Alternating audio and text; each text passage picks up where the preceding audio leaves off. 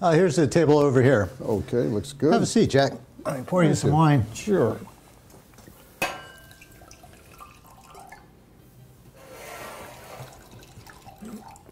All right, good to see you. As well. So, the British have voted to leave the European Union? What's this all about? How did they even come up with this idea to leave? Well, there's political origins to this, Brexit as they call it, yeah. Right? British exit, but there's deeper economic origins to it. If you look at it politically, Paul, what happened was about a year ago, the British have an election, a general election for Parliament, so forth. Right. And the Conservative Party, head of the Conservative Party Minister David Cameron at that time, wanted to maximize his opportunity to win the election. So what he did during the campaign was to promise the British voters, who were very discontent, for various reasons we'll talk about, with their involvement in the European Union, a free trade zone. Yeah.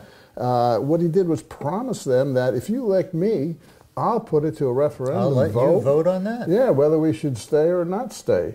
So he kind of struck a Faustian bargain. Remember Faust? Yeah. But he didn't expect this result. No, he expected that the devil would not claim his payment, right? Right. Well, he put it to a vote, and they thought they could control the vote, but he didn't. And like Faust in classic literature, right? The devil came and said, "Okay, we want payment, we want out." Uh-huh. So it was a Faustian bargain. We want your British soul. That's right.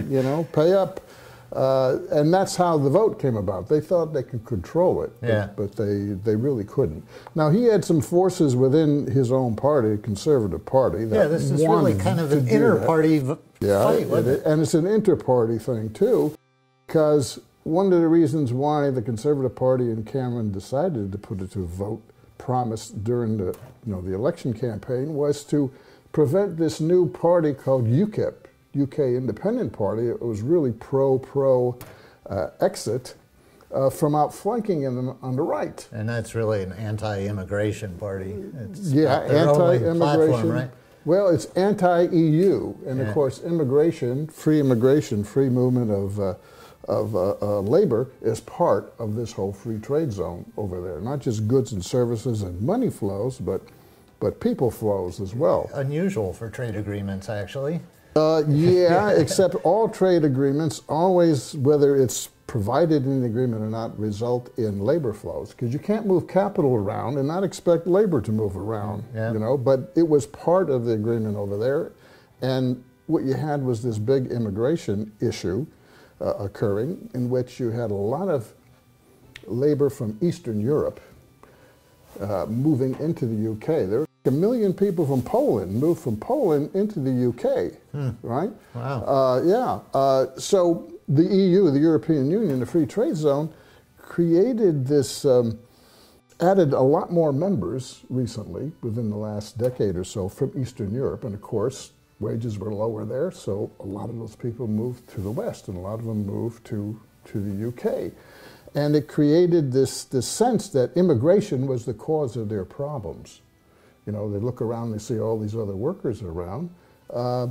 But really the cause of the problems and the discontent, of which Brexit was a proxy protest vote, was really the conditions, the economic conditions in the UK. And that was a function of the lack of economic growth for everybody since the 2008 crash, a double-dip recession in 2011-13, right? And this austerity program. Austerity, yeah. Right. All these things drove down the wages and living standards of the average working classes. If you look at the vote in the UK, who voted to leave? It was the Midlands and the heart of England, the industrial heart of England. Yeah, well, we might call the Rust Belt here. Yeah, it would be very much similar to that, right? Yeah, but over the years there's been tons of protests about the austerity. Didn't people get it, that it was actually government policy and not EU membership that was driving their economic problems? Well, I would say that it's both, you see. The EU membership is a free trade arrangement with the free immigration, And that contributed to their problems. Just like in the U.S., when we signed NAFTA and CAFTA and these free trade agreements, what happened? Capital moved out to lower paid areas. Well, a lot of British capital moved out of England and moved to Eastern Europe and other places for cheaper labor and greater profits. And then, of course, you have the immigration coming in, and some of that also did have a negative effect on wages. Not the whole picture, but some of it did.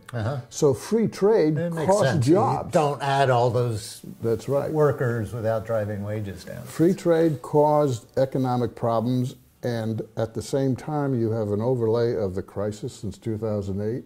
No real growth except for Southern England and the finance sector and professionals in London. And then, of course, on top of that, you have the austerity program. So you have all these three levels depressing conditions for the working class. And the Brexit was an opportunity to express their discontent protest with all of these conditions. Right. And that's the economic origins of this. But now that they've had their protest vote and won it, and Britain is going to leave the EU, it looks like, this is not going to solve the problems. Well, I'm not so sure it's going to leave. Right? I recently wrote an article called The Three Scenarios. Oh, I read that for Telesur? Yeah, for Telesur. And in it, I said, well, there's three possibilities of what the consequences are going to be. One, it will be a financial crash like the Lehman Brothers kind of thing. And I said, no, I don't think that's going to happen. Or nothing would really change. Or I think it would usher in a period of a couple years in which negotiations would occur, and they will come, the UK, right, business and political interest, and the UE, business political interest, would come to some sort of agreement, understanding. You see, just because they took the vote, this referendum, doesn't mean they're leaving. It's not binding. That's clear. It's not binding. The Parliament has to vote to leave and then activate Article 50 of the treaty, the Free Trade European Union Treaty, and then that starts a process of negotiations, you see. Now, Cameron resigned, the Prime Minister, so they'll have elections in the fall, November. The new Prime Minister and party, whoever it is, will have to negotiate. But those negotiations aren't going to go anywhere for at least a year because France and Germany have elections in the spring. Yeah. They're not going to negotiate a deal before their elections. And the EU agreement says there's 2 years, right? 2 years from the point they actually activate Article 50. Right. So there's already been a lot of financial fallout from this. There was the initial shock in the stock markets, which is not unusual. The stock market gets freaked easily. The British pound dropped precipitously. Is that going to keep on going? In all this time, while things are unsure, what happens to the economy in Britain and indeed throughout the EU? Are there ripple effects throughout? Well, certainly in the EU, this uncertainty is going to mean that business investment is going to sort of freeze up in England. You know, no one's going to want to really invest heavily, not knowing what the outcome is going to be, or knowing that the outcome isn't going to come out for 2 more years, you see.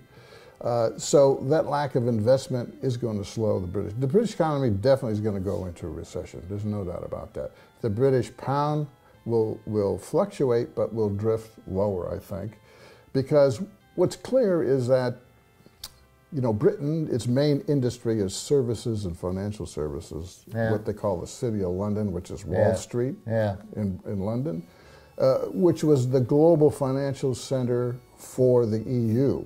You know, all the currency trading, the euro trading, and even the yuan now was going to be all in London.